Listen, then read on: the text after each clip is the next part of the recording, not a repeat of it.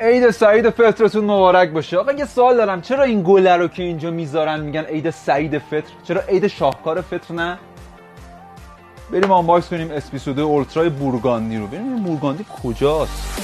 Step 1, wake up early, gonna rise with the sun. Step 2, get some good, some food in you. Step 3, think real hard about what you wanna be. Step بورگاندی یکی از شهرهای فرانسه است که ظاهراً نوشیدنی آلبالویش خیلی خوبه. خیلی وارد حاشیه نمیشیم، میخوایم بریم آنباکس. حیف ASMR که اگر بخوایم واسه باکس‌های این چنینی بگیریم، چه سامسونگش باشه که واسه پرچمدارش فقط یه کابل و یه سوزن سیم کارت و که الان فکر کنم تو جای کلیدی همه هست، حداقل تو بازار موبایل و اینجور جا. با یه دونه دفترچه، حتی دفترچه‌ش هم کامل نیست. گوشی البته من یه گلسی داشت روش صفحش برداشتم دیگه، این دفعه آنباکس کردم چون میخوام یه تخفیف خیلی خفنی واسه شاکار میخوامش جلوتر میگم بهتون. بدیم. اول واقعا فکر میکردم اسپیسود اولترا یکی از گوشی‌های به شدت بد دسته و اصلا خوش دست نیست، ولی با توجه به صفحه نمایش 6.8 اینچی با وزن 228 گرمیش خیلی خوش دست ظاهر به نظرم. و اینکه تو چینش دوربیناش خیلی شبیه به آسی2.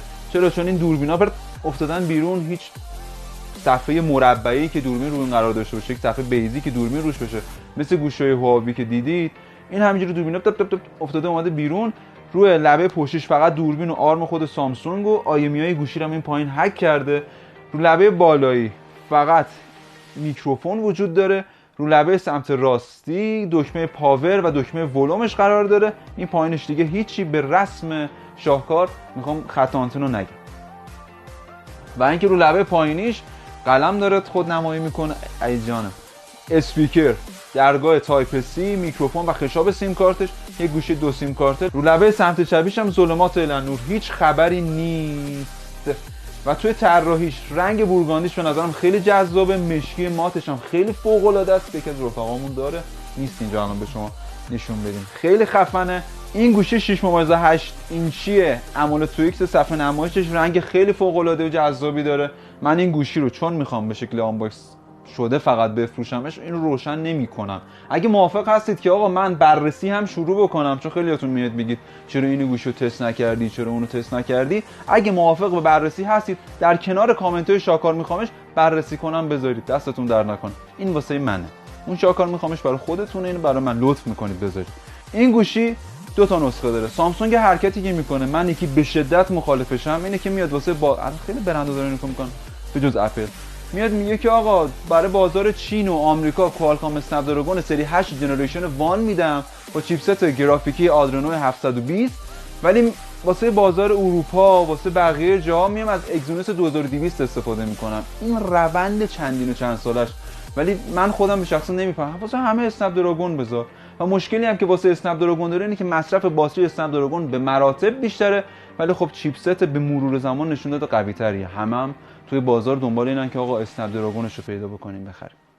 چیپست گرافیک اگزینوس هم اکسکلیپس 920 قشنگ میتونید باش بازی و اینجور چیزا رو خفن انجام بدید.